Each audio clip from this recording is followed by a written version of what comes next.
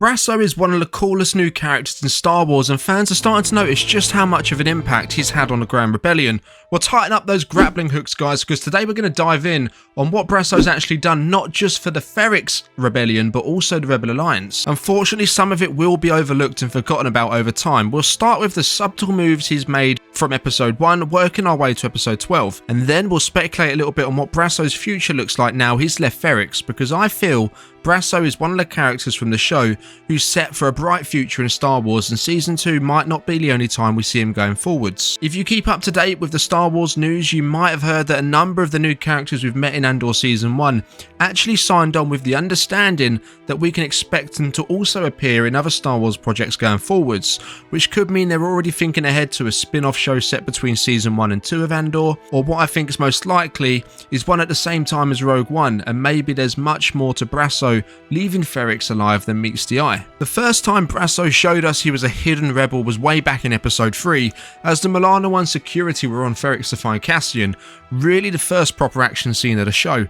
Cassian tells Brasso he's leaving that day, and they will have some money for him which he'll leave with Marva, and tells Brasso to keep an eye on her if he can. Instantly, Brasso's alerted to something being up, although Cassian doesn't tell him any details. Later in the episode, as the Milano 1 security team led by Cyril Khan arrive, the locals all join in with chiming anything around them that will really make any noise. This is their signal that alerts locals to the possibility of trouble or people of authority in the town, such as the Empire or anyone else. Once Brasso hears the chiming of bells, metal plates, he puts 2 and 2 together and realises it's because of Cassian. Now later in the episode, we see Brasso walking away from the Milano 1 security ship and briefly turning back around to face it as he leaves the area.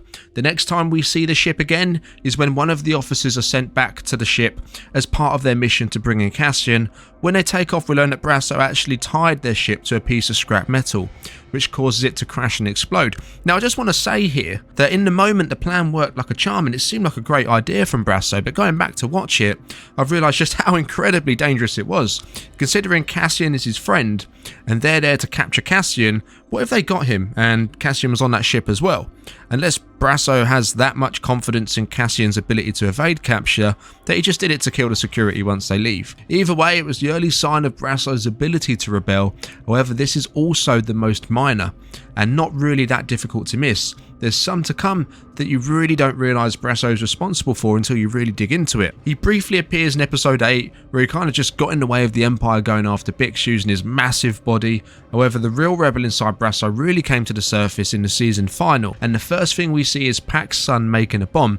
Initially I thought this was solely his own little rebellion against the Empire after what they did to his father, but later we learned that it was a coordinated effort alongside Brasso, and you'll see why in a second. As Brasso leads Marva's funeral through the streets of Ferrix holding a funerary stone, and by the way, the funeral takes place 2 hours prior to what the Empire agreed. Whether this was done because it was some kind of tradition to happen at a certain time, I'm not sure.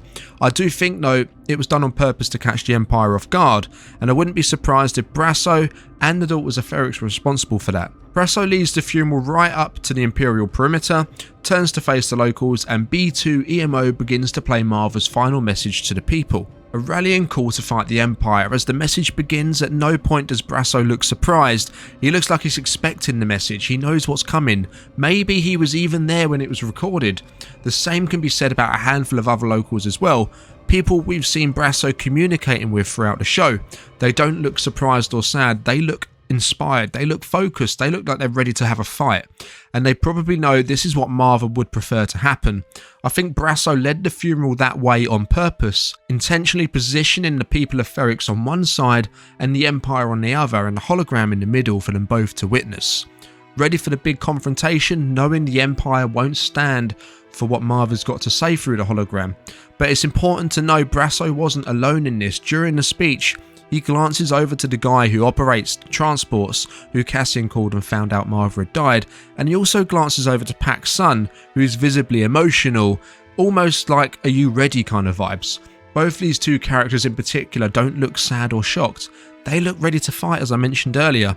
Is it just that he's looking to his friends during an emotional speech? I think not, as these 3 characters take on more of the fighting than any of the others that we see once it all does kick off, with the transport guy actually losing his life during the fight, Pax's son risking his life by throwing the bomb at the Empire, and Brasso risking his life during all of it, to be fair.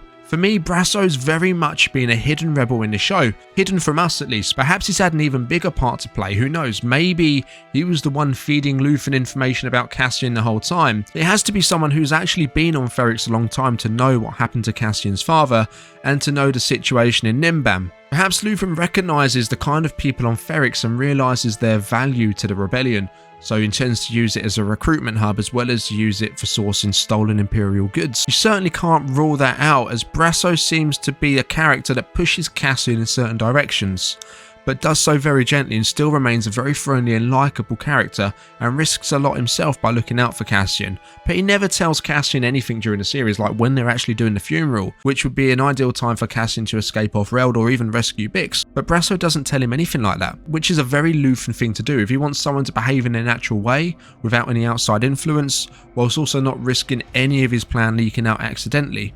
I think all of this makes Brasso one of the most interesting characters in the show, with a lot of future potential. As I mentioned before, a handful of characters have been told they can return in other Star Wars projects. Perhaps Luthen, Brasso, Bix are amongst them, and maybe they don't have to die before Rogue One. I think the potential is definitely there for a separate show or movie happening at the same time as Rogue One, similar to how Rebels runs alongside Andor, but just exploring a different rebel group on a different mission altogether, and this could feature some of our favourite characters from the show, giving them more of a story as part of the Rebel Alliance, or maybe even as part of another rebel group. The potential's definitely there. Check out my episode 12 breakdown to hear my full take on the episode. Leave a like if you enjoyed the video and subscribe if you want to. May the Force be with you.